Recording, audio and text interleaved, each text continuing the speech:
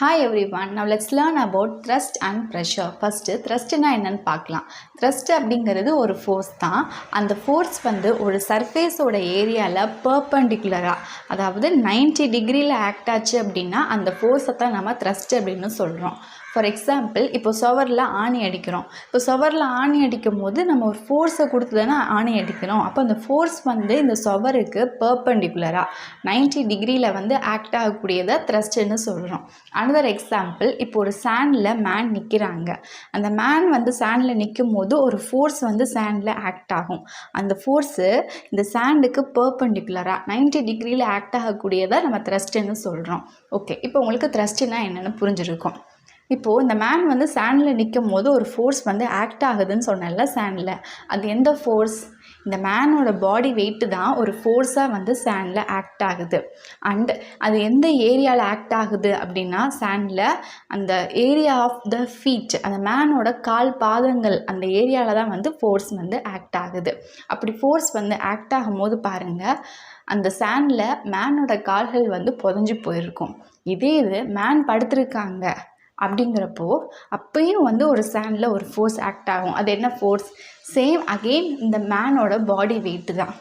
ஆனால் எந்த ஏரியாவில் ஆக்ட் ஆகுது அப்படின்னா படுத்திருக்கிறதுனால இவங்களோட ஹோல் பாடியும் சாண்டோட காண்டாக்டில் இருக்குது. அப்போது இந்த ஏரியா ஆஃப் த ஹோல் பாடியில் தான் இந்த ஃபோர்ஸ் ஆக்ட் ஆகுது சாண்டில். இந்த டைம் படுத்திருக்கும் போது பார்த்திங்கன்னா இந்த மேனோட பாடி மண்ணில் புதஞ்சு போகாது.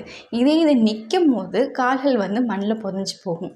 இதுக்கு என்ன காரணம்? ஏன்னா நிற்கும் போது அந்த ஏரியா ஆஃப் ஃபீட் அப்படிங்கிறது ஸ்மால் ஏரியா, படுத்திருக்கும் போது அந்த ஏரியா அப்படிங்கிறது ஹோல் பாடியோட ஏரியா பெருசு. ஏரியா இப்போ அதிகமாக இருக்கோ அப்போது effect of force, effect of thrust அப்படிங்கிறது கம்மியாக இருக்கும்.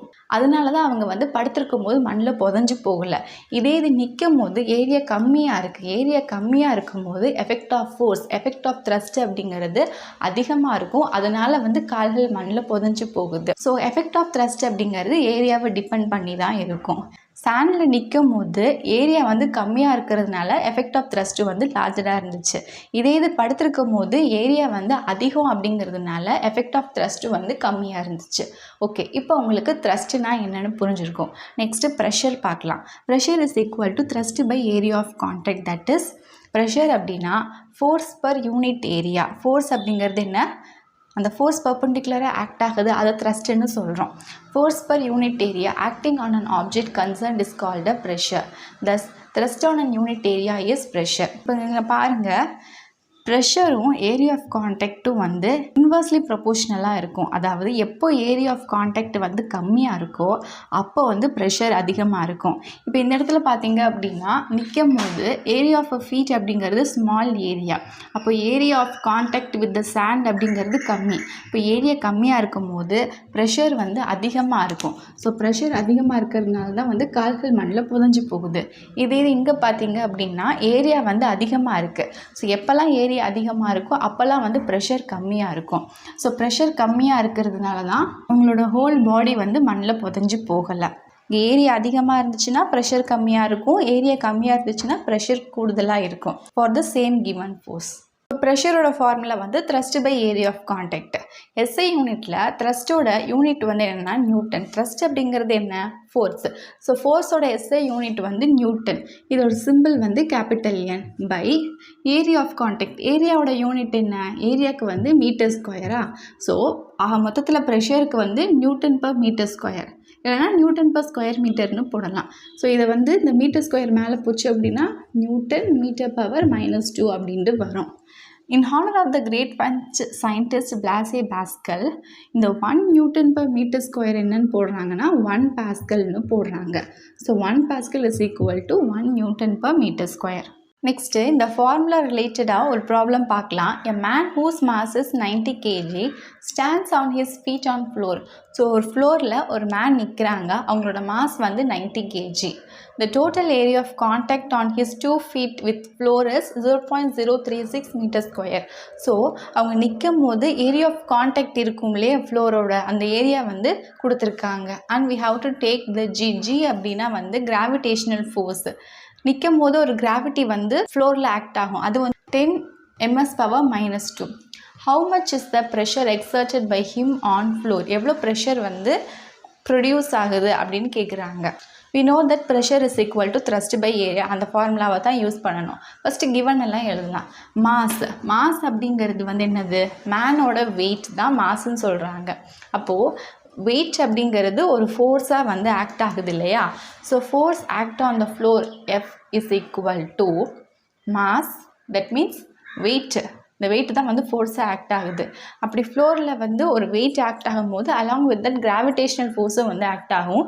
So F is equal to m into g which is equal to 90 அப்படிங்கிறது மாஸ் அண்ட் 10 அப்படிங்கிறது இங்கே ஜி வந்து 10ன்னு எடுக்க சொல்லியிருக்காங்க. ஸோ 90 × 10 வந்து 900, ஃபோர்ஸோட யூனிட் வந்து நியூட்டன் அண்ட் ஏரியா வந்து கொடுத்துருக்காங்க 0.036 மீட்டர் ஸ்கொயர். இப்போ இது ரெண்டுத்தையும் வந்து ஃபார்முலாவில் சப்ஸ்டியூட் பண்ணலாம். அப்போ த்ரஸ்ட் அப்படிங்கிறது என்ன, இந்த ஃபோர்ஸ் தான். இப்போ ஃபோர்ஸ் வந்து ஃப்ளோரில் பர்பெண்டிகுலர் ஆக்ட் ஆகிறது த்ரஸ்ட்டுன்னு சொல்கிறோம். அந்த த்ரஸ்ட் வந்து 900 நியூட்டன், ஏரியா வந்து 0.036 மீட்டர் ஸ்கொயர். இப்போ இங்கே 0.036 நம்ம 36 × 1/1000ன்னு போடுறோம். 36 1000ஆல் டிவைட் பண்ணும்போது தான் 0.036ன்னு வருது. அதை வந்து நான் ஸ்ப்ளிட் பண்ணி போட்டிருக்கேன் 36 × 1/1000 அப்படின்ட்டு.